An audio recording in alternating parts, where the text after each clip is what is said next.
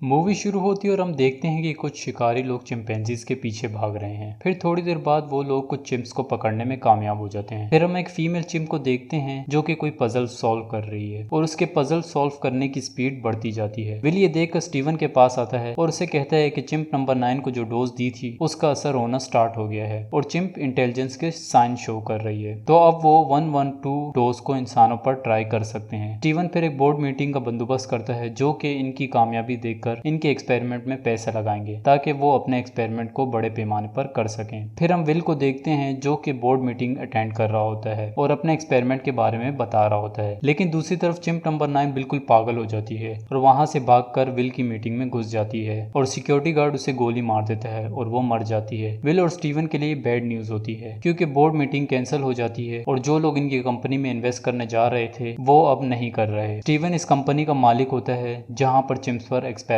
हो रहे हैं, लेकिन वो अब इस एक्सपेरिमेंट को और नहीं चलने दे सकता, तो वो इस बंदे से कहता है कि सब चिंप्स को मार दो और किसी न्यू एक्सपेरिमेंट पे काम करो। इस बंदे को चिंप्स से बहुत लगाव होता है, तो ये स्टीवन से कहता है कि चिंप्स को ना मारा जाए, लेकिन स्टीवन उसकी एक नहीं सुनता। विल भी स्टीवन को एक्सपेरिमेंट जारी रखने के लिए राजी करने की कोशिश करता है, लेकिन अब स्टीवन और नुकसान नहीं उठा सकता। विल जब वापस अंदर आता है तो उसे एक नई खबर मिलती है और खबर ये होती है कि चिंप नंबर 9 प्रेग्नेंट थी और उसे लग रहा था कि ये लोग उसके बच्चे को उससे दूर ले जा रहे हैं, इसलिए वो इतना एग्रेसिव हो रही थी। विल उस सेब को अपने घर ले आता है। विल अपने डैड के साथ रहता है। उसके डैड को अल्जाइमर्स की बीमारी होती है। जिन लोगों को अल्जाइमर्स का नहीं पता, तो ये बीमारी बंदे की मेमोरी, उसके सोचने का तरीका और उसके बिहेवियर के साथ छेड़छाड़ करती है और इस बीमारी के मरीजों को रोजमर्रा के काम करने में मसला आता है और विल अपनी कंपनी में इसी बीमारी का इलाज ढूंढ रहा होता है। उसकी जो 112 मेडिसिन होती है उसे लगता है कि उसके डैड को ठीक कर सकती है। बंदर का नाम सीजर्स होता है और सीजर्स बहुत इंटेलिजेंट होता है। वो साइन लैंग्वेज सीख जाता है, चेस खेलना सीख जाता है और ड्राइंग बनाना सीख जाता है। एक दिन उसके डैड को अल्जाइमर्स का दौरा पड़ता है और विल फैसला करता है कि वो अपने डैड को 112 की डोज देगा क्योंकि सीजर्स पर उनका एक्सपेरिमेंट कामयाब हो गया है और अब वो इस 112 दवाई को इंसानों पर आजमा सकता है। फिर वो अपने डैड को एक डोज देता है और अगले दिन उसके डैड पहले से बहुत बेहतर हो जाते हैं और जब वो लोग बातें कर रहे होते हैं तो सीजर्स पड़ोसियों के घर में घुस जाता है और उस घर का मालिक सीजर्स को मारने के लिए अपना बेड घुमाता है, लेकिन वहाँ विल आ जाता है और सीजर्स को बचा लेता है। सीजर्स के पैर में हल्की सी चोट लग जाती है और विल उसे एक वेट के पास ले जाता है और वहाँ उसकी दोस्ती कोरोलाइन से हो जाती है। फिर हमें 5 साल बाद का टाइम दिखाया जाता है और सीजर्स बड़ा हो जाता है। एक दिन वो उदास होता है और विल से अपने पास्ट के बारे में पूछता है और विल उसे सब बता देता है। फिर अगली सुबह नाश्ता करते वक्त विल के डैड ने फोर्क उल्टा पकड़ा होता है और सीजर्स उनको सही से फोर्क पकड़ाता है। फिर उसी दिन विल के डैड एक रैंडम गाड़ी में बैठ जाते हैं और उसको आगे पीछे करना स्टार्ट हो जाते हैं। उस गाड़ी का मालिक बाहर निकलता है और विल के डैड को धमकी देना स्टार्ट हो जाता है और सीजर जो कि ऊपर से सब देख रहा होता है विल के डैड को बचाने के लिए इस बंदे पर अटैक करता है और उसकी उंगली में चक लगा देता है। विल पर केस हो जाता है और एनिमल कंट्रोल वाले सीजर्स को एक जगह बंद कर देते हैं। फिर उसे कोई बुलाता है और वो उस तरफ भागकर एक पिंजरे में आ जाता है और वहाँ वो अपनी तरह के और भी एप्स देखता है। सीजर्स नए मंकी के बीच जब आता है तो वहाँ का सबसे डोमिनेंट मंकी सीजर्स को मारता है। फिर एक दिन विल सीजर्स से मिलने आता है और सीजर्स को लगता है कि अब वो विल के साथ घर जा रहा है, लेकिन विल उसको फिलहाल नहीं ले जा सकता क्योंकि उसका केस अभी भी कोर्ट में चल रहा है और सीजर्स को बहुत गुस्सा आता है और वो अपना गुस्सा इस बेचारे पर निकालता है और डैम बंदर को देखो तो कैसे देख रहा है लेकिन उसने इस बंदे को ऐसे ही नहीं पकड़ा बल्कि वो उसका चाका भी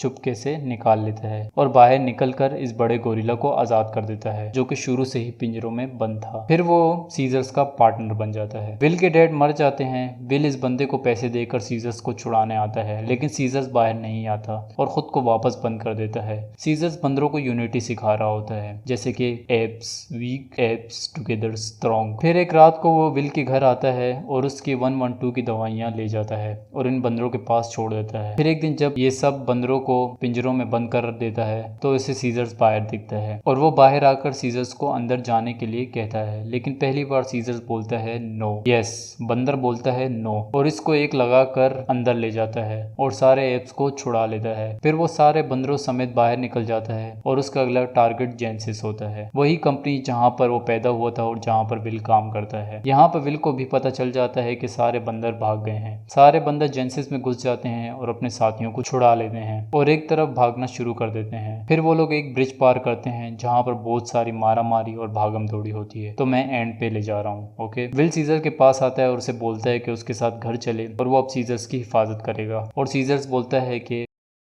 पहली फुर्सत में निकल। सीजर्स बोलता है कि अब वो अपने घर आ गया है और यहीं पर ही खुश है और यहाँ पर स्टोरी खत्म हो जाती है। उम्मीद है वीडियो पसंद आई होगी। वीडियो को लाइक कर दो, चैनल को सब्सक्राइब कर दो। Tata bye bye.